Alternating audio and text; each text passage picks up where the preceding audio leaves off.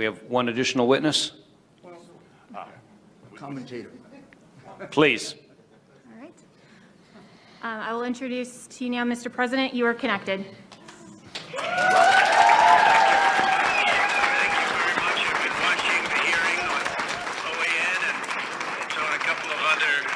Networks, but I really appreciate being asked to speak, and I'm in the Oval Office right now, and it's very interesting to see what's going on. And this was an election that we won easily.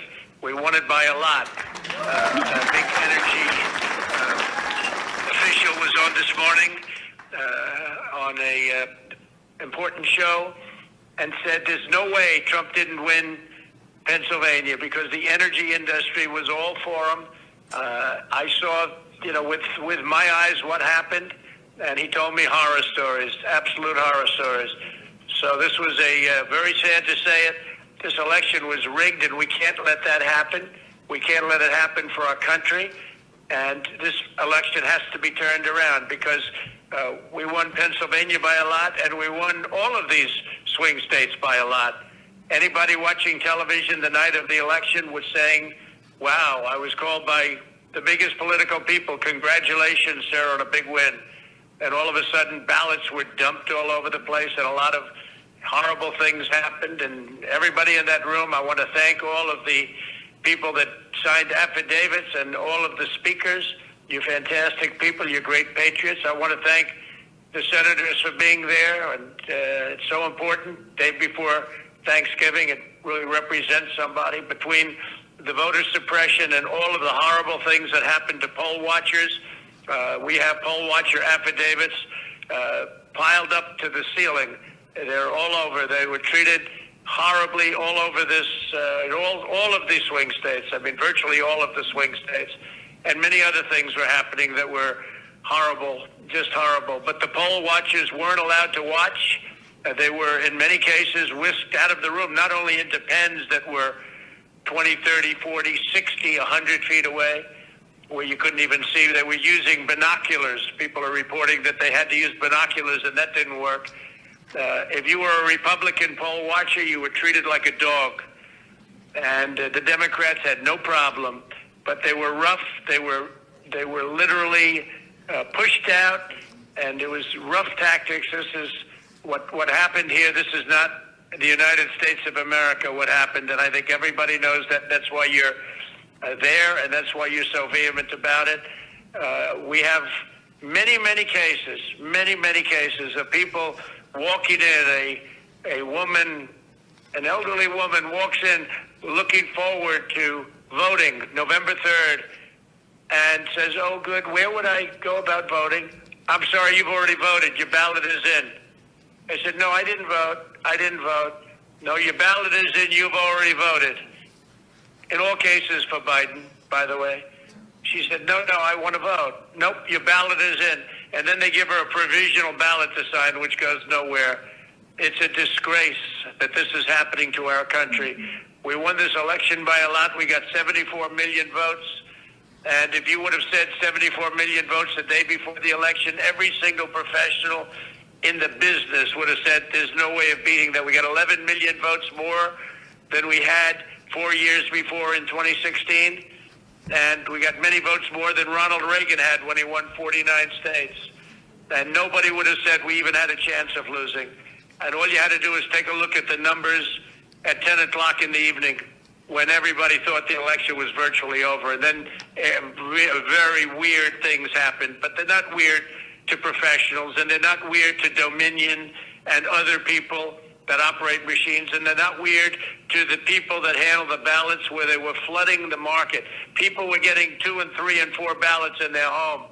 People that were dead were signing up for ballots. Not only were they coming in and putting in a ballot, but dead people were requesting ballots, and they were dead for years, and they were requesting ballots. And the whole world is watching us. The whole world is watching the United States of America, and we can't let them get away with it. And we have judges that are afraid to make a decision. We have judges that don't want to do the same thing. A very good lawyer said, well, sir, I mean, that's a big statement for a judge to overthrow an election. I said, really? If he got hundreds of thousands of votes more than he was entitled to get through all of the things that I'm listening to right now, and you're just covering a few of them, we have hundreds and hundreds of affidavits of stories that are even worse than the stories I'm hearing. Why wouldn't they overturn an election? Certainly overturn it in your state, because we have other states that are just as bad.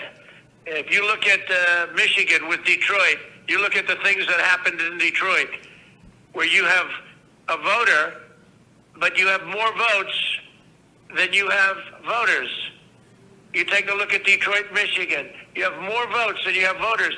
And then you have two people that don't want to certify. They don't want to certify, and they're harassed violently, and they turned off the cameras during the harassment for 2 hours. And then they said, wow, and they were afraid, and they voted, and then they went back to sign, and they couldn't do it because they said, we can't do it because this is corrupt. This is horrible what's taking place. Think of it, more votes than you have voters. But that was the least of it. They have things that were as bad as that. And this is going on all over. We're doing very well in a lot of states. A lot of good things are happening in Georgia. We're getting little help from government, but a lot of good things are happening in Georgia, Wisconsin, in Michigan. They're seeing what happened in Detroit. And we sure are looking at what's happening in Pennsylvania and Philadelphia. What happened in Philadelphia, they keep the poll watchers not only in pens, but they keep them out of the building. And the only reason they got back into the building was they got a court order. And then the definition of back into the building was very far away where they couldn't see anything. And they talk about closed circuit television, except you couldn't see it because the picture was so unclear you didn't even know what they were doing. They could have been playing a baseball game. So it's a very sad thing for our country to have this. And they have to turn over the results. It would be easy for me to say, oh, let's worry about 4 years from now. No. This election was lost by the Democrats. They cheated. It was a fraudulent election. They flooded the market. They defrauded everybody on ballots. And I just want to thank everybody for being there. You're doing a tremendous service. This is a very important moment in the history of our country. And you're doing a tremendous service to our country. And don't worry about bravery, because the people that talk the most, they're not the ones you have to worry about. And these are all talkers. They intimidate. But these are not people that you're going to ultimately have to. They push you around. They pushed our poll workers out. Our poll watchers were pushed out of the building. Okay? Some got back in. They were put in the pens. But these are not people. Don't be intimidated by these people. But they're bad people. They're horrible people. And they're people that don't love our country. So we don't have to worry about 4 years right now. We have to worry about what happened on November 3rd and previous to November 3rd. And by the way, after November 3rd, when people put votes in and they put them in illegally, they put them in after the polls closed. And one of our great Supreme Court justices made mention of that. And I can't imagine that any justice or anybody looking at it could be thrilled when they vote after the election is over. So I want to thank everybody very much for being there. I want to thank the state Senate, respected people, tremendous people, and you're doing a tremendous service for our country. And if something was done wrong, if this election was won fraudulently, and that's what happened, it was a fraud. And we're talking about, very importantly, many more ballots, many more votes than the number we need.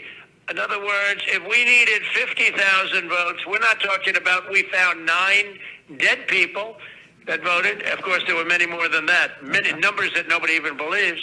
No, we're talking about numbers that are far in excess of the 50,000, far in excess of another state where we lost by 10,000. And they went absolutely wild because we got far more votes than they thought possible. And they've just stepped on the gas, and they got caught. Just like they got caught spying on my campaign, they got caught doing this. So I really appreciate it, and the country appreciates it, and we have to turn the election over because there's no doubt we have all the evidence, we have all the affidavits, we have everything. All we need is to have some judge listen to it properly without having a political opinion or having another kind of a problem, because we have everything. And by the way, the evidence is pouring in now as we speak. And I want to thank Rudy Giuliani for having the courage to do this, because there are other lawyers that backed down because they were being screamed at. Rudy is the greatest mayor in the history of New York, and there's a reason. He's got great courage, and he doesn't care. He wants to do what's right.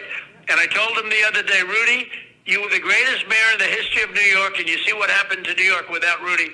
You were the greatest mayor, but this is more important. What you're doing now is far more important than being a great mayor of the city of New York and being its greatest mayor by far. By the way, by far. This is going to be your crowning achievement because you're saving our country. Thank you all very much. Thank you.